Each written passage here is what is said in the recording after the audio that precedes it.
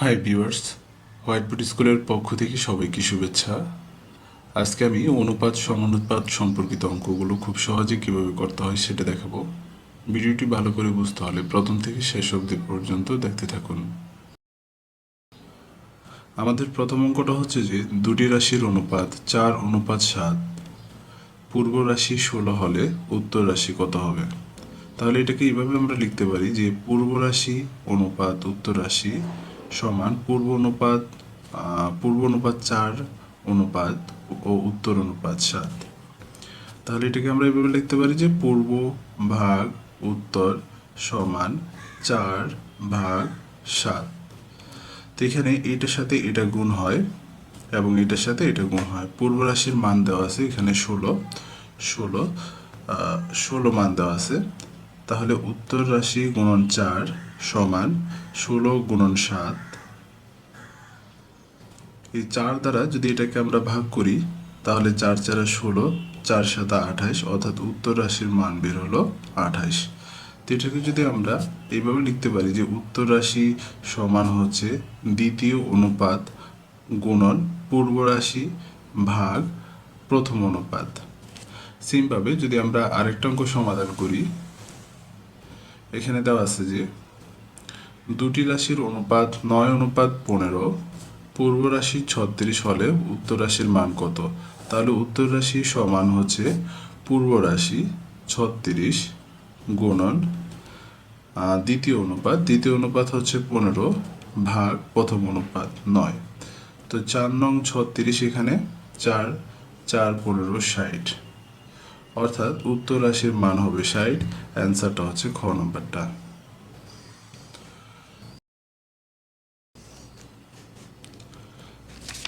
আমাদের পরবর্তী অঙ্কটাতে দেওয়া আছে যে a অনুপাত b সমান 4:7, b অনুপাত c সমান 5:6 হলে a অনুপাত b অনুপাত c এর মান কত। তো এই ধরনের অঙ্কগুলো খুব সহজে করা যায়, যেমন a b c।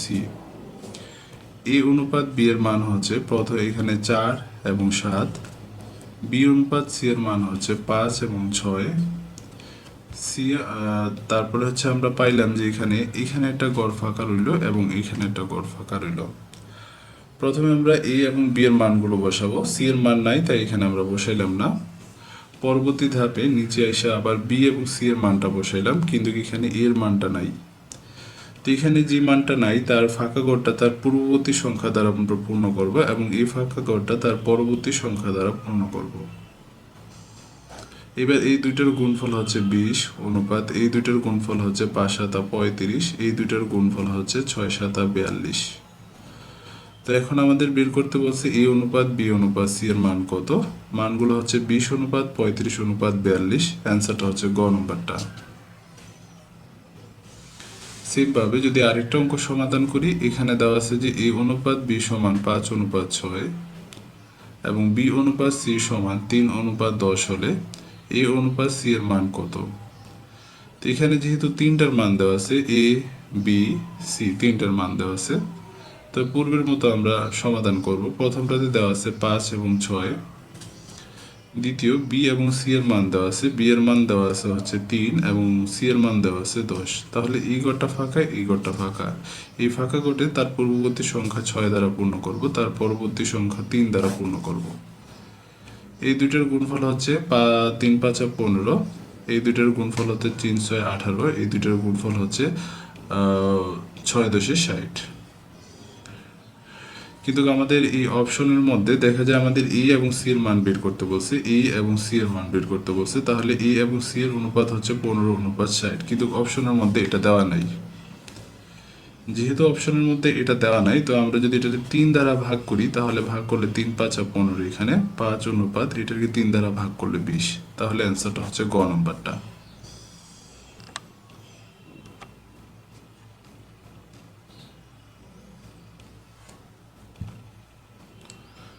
আমাদের পরবর্তী অঙ্কটাতে দেওয়া আছে যে করিম ও রহিমের আয়ের অনুপাত 3:4, রহিম ও জনির আয়ের অনুপাত 6:7। তাহলে করিম ও জনির আয়ের অনুপাত কত। এখানে 3 জনের কথা বলা আছে, 1 জন 2 জন এবং 3 জন। তাহলে প্রথমে করিম, তারপর হচ্ছে রহিম, তারপর হচ্ছে জনি। করিম এবং রহিমের আয়ের অনুপাত দেওয়া আছে 3:4। রহিম এবং জনির আয়ের অনুপাত দেওয়া আছে 6:7। তাহলে এখানে আমাদের এই ঘরটা এবং এই ঘরটা পূর্ণ খালি রইল। তো এই ঘরটা তার পূর্ববর্তী সংখ্যা 4 দ্বারা পূর্ণ করব, তার পরবর্তী সংখ্যা 6 দ্বারা এটা পূর্ণ করব। এই দুইটার গুণফল হচ্ছে 3 6 18, এই দুইটার গুণফল হচ্ছে 4 6 24, এই দুইটার গুণফল হচ্ছে 4 7 28। তো 18:24:28। আমাদের বের করতে বলছে যে করিম এবং জনির অনুপাত। করিমের অনুপাত হচ্ছে আমরা পাইলাম 18, এটা হচ্ছে করিমের অনুপাত, এবং জনির অনুপাত হচ্ছে 28। কিন্তু অপশনের মধ্যে এটা দেওয়া নাই। তো আমরা যদি এটাকে 2 দ্বারা ভাগ করি তাহলে এখানে হচ্ছে 9 দুগুণে 18, এটাকে 2 দ্বারা ভাগ করলে 14। তো আমরা পাইলাম করিম এবং জনির অনুপাত হচ্ছে 9:14। এটাই হচ্ছে অ্যান্সার।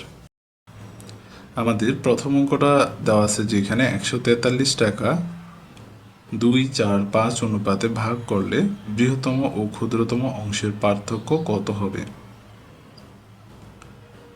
এই ধরনের অঙ্কগুলো খুব সহজে করার যে টেকনিকটা সেটা হচ্ছে যে প্রথমে আমরা এই অনুপাতগুলো যোগ করব।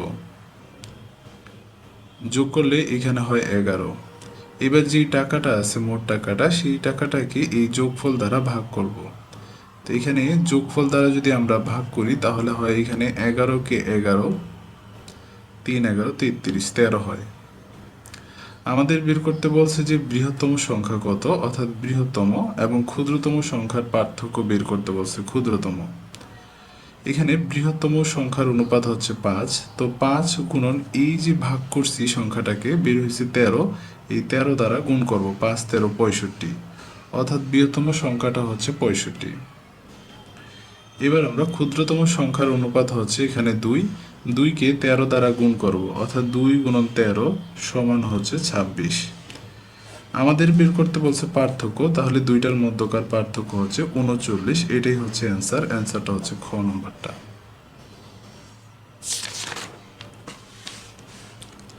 সেমভাবে যদি আরেকটা অঙ্ক সমাধান করি, এখানে দেওয়া আছে যে একটি চতুর্ভুজের 4 কোণের অনুপাত 1 2 2 3, বৃহত্তম কোণের পরিমাণ কত। এটা হচ্ছে বৃহত্তম কোণ। প্রথমে আমরা এগুলো যোগ করব। 5 8, যোগফল হচ্ছে অনুপাতের যোগফল হচ্ছে 8। একটি চতুর্ভুজের 4 কোণের অনুপাত, 4 কোণের মান হচ্ছে 360 ডিগ্রি, সেটা আমরা জানি। সেটাকে আমরা 8 দ্বারা ভাগ করব। 4 8 32, 4 থাকে হচ্ছে 4, 5 8 40, অর্থাৎ 45 ডিগ্রি। এখানে বের হলো 45। এবার আমাদের বের করতে বলছে বৃহত্তম সংখ্যা কত। বৃহত্তম সংখ্যার অনুপাত হচ্ছে 3। 3 গুণন এই যে ভাগফলটা 45 দ্বারা আমরা গুণ করব।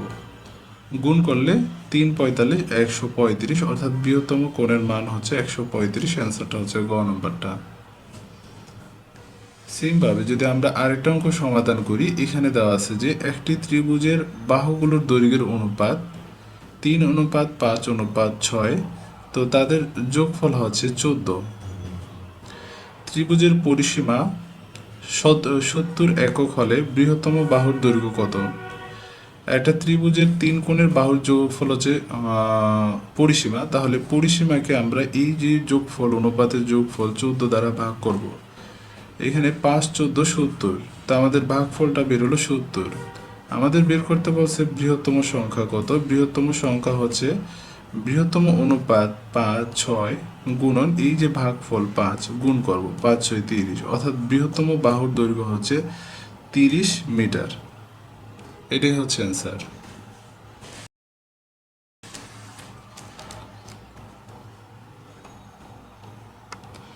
আমাদের পরবর্তী অঙ্কটাতে দেওয়া আছে যে 1000 টাকা ক ও খ 1:4 অনুপাতে ভাগ করে নেয়। তাহলে এই দুইটার মধ্যে দুইটা যোগফল হচ্ছে 5। তো এটাকে যদি আমরা 5 দ্বারা ভাগ করি তাহলে হয় 200 টাকা। তাহলে ক কত পাবে, খ কত পাবে সেটা আগে বের করি। যেহেতু ক এর অনুপাত 1, তো ক পাবে 200 টাকা। 1 দ্বারা 200কে গুণ করলে 200 টাকা। খ পাবে সমান এই যে 4 দ্বারা 200কে গুণ করলে 800 টাকা। এবার আমাদের পরবর্তী অংশ, খ এর অংশ মানে এই খর এই যে 800 টাকা ক্ষয়ের অংশ সে এবং তার মা ও মেয়ের মধ্যে 2, 1 এবং 1 অনুপাতে ভাগ করে নেয়। এবার এই তিনটার যোগফল হচ্ছে এখানে 4। এখানে বলছে সে, তার মা এবং মেয়ে, তার অনুপাত হচ্ছে 2, মায়ের অনুপাত হচ্ছে 1 এবং মেয়ের অনুপাত হচ্ছে 1। আমাদের বের করতে বলছে মেয়ে কত টাকা পায়। তাহলে এই দুইটার যোগফল মানে এদের যোগফল হচ্ছে 4। 4 দ্বারা আবার খকে আমরা ভাগ করব। খর মোট টাকা হচ্ছে 800 টাকা। এখানে 4 দ্বারা এটাকে ভাগ করলে 200 টাকা। তাহলে মেয়ের অনুপাত হচ্ছে 1, অর্থাৎ 1 এখানে 1 গুণন 200 সমান হচ্ছে 200 টাকা। আমাদের বের করতে বলছে মেয়ে কত টাকা পাবে। মেয়ে পাবে 200 টাকা। অ্যান্সারটা হচ্ছে গ নম্বরটা। আমাদের পরবর্তী নিয়মের অঙ্কটা হচ্ছে যে তানিয়ার আয়ের 35% নোমানের আয়ের 25%-এর সমান। তানিয়া ও নোমানের আয়ের অনুপাত কত? আমি জানি না তানিয়ার আয় কত, ধরে নিলাম তানিয়ার আয় x। আমি জানি না নোমানের আয় কত, ধরে নিলাম নোমানের আয় y। তাহলে তানিয়ার আয় যদি x হয়, নোমানের আয় যদি y হয়, তো তানিয়ার আয়ের এত শতাংশ, অর্থাৎ এখানে প্রথমে বলছে তানিয়ার আয়ের 35%, তাহলে এখানে x গুণন 35% এবং নোমানের আয়ের 25%, অর্থাৎ y গুণন 25%। তাহলে এখানে বলছে যে তানিয়ার আয়ের 35% এবং নোমানের আয়ের 25% সমান। তাহলে এই দুইটার মান হচ্ছে সমান। এখানে এই ওয়াইটা এই পাশে নিয়ে আসলে উপরে x নিচে y সমান, উপরে হচ্ছে 25 নিচে হচ্ছে 35। যদি ভাগ করি তাহলে হয় 5, এখানে 5 দ্বারা ভাগ করলে হয় 7, অর্থাৎ x অনুপাত y এর মান হচ্ছে 5:7। অ্যান্সারটা হচ্ছে গ নম্বরটা। সেমভাবে যদি আমরা আরেকটা অঙ্ক সমাধান করি, এখানে দেওয়া আছে যে দুটি সংখ্যা তৃতীয় একটি সংখ্যার চেয়ে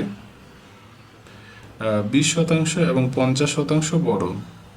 সংখ্যা দুটির অনুপাত কত? তৃতীয় সংখ্যাটি কত আমি জানি না, ধরে নিলাম তৃতীয় সংখ্যাটি 100। যদি তৃতীয় সংখ্যাটি 100 হয়, তাহলে দ্বিতীয় সংখ্যাটি হবে, যেহেতু 20% বেশি, 100 তো 120। তৃতীয় সংখ্যা হবে যেহেতু 50% বেশি, 100 সাথে 50 যোগ হবে, অর্থাৎ 150। আমাদের বের করতে বলছে দুটি সংখ্যার অনুপাত কত, অর্থাৎ 120 অনুপাত 150। যদি আমরা ভাগ করি তাহলে এখানে হচ্ছে 4, 3 দ্বারা ভাগ করলে এখানে হচ্ছে 5, অর্থাৎ 4:5। অ্যান্সারটা হচ্ছে গ নম্বরটা। এখানে দেওয়া আছে যে একটি বিদ্যালয়ে ছাত্রদের 10% ছাত্রীদের 1/4 অংশের সমান। মানে একটি বিদ্যালয়ে ছাত্রদের 10% ছাত্রীদের 1/4 অংশের সমান। তাহলে বিদ্যালয়ের ছাত্র ও ছাত্রীদের অনুপাত কত? তো ছাত্র সংখ্যা কত সেটা কিন্তু আমি জানি না, ধরে নিলাম বিদ্যালয়ের ছাত্র সংখ্যা x জন, ছাত্রী সংখ্যা হচ্ছে y জন। তাহলে x এর 10% আমরা লিখব সমান হচ্ছে, এখানে আমরা লিখতে পারি x এর 10% x গুণন উপরে হচ্ছে 10 নিচে হচ্ছে 100 সমান 0 0 কাটা, অর্থাৎ x/10। এটা হচ্ছে ছাত্র সংখ্যা। এবার ছাত্রীদের সংখ্যা হচ্ছে y এর 1/4 অংশ সমান হচ্ছে এখানে x/4। তো আমরা পাইলাম ছাত্র সংখ্যা এবং ছাত্রীদের এখানে হচ্ছে y/4। তো বলছে যে ছাত্র এবং ছাত্রীদের সংখ্যার সমান, যেহেতু সমান বলছে মানে এটা এবং এটা সমান, অর্থাৎ x/10 সমান হচ্ছে y/4। দুই পাশে যদি আমরা এখানে এই ওয়াইটাকে যদি এই পাশে নিয়ে আসি, 10টা যদি ওই পাশে নিয়ে যাই, তাহলে আমরা এটাকে এইভাবে লিখতে পারি যে x/y সমান উপরে হচ্ছে 10 নিচে হচ্ছে 4।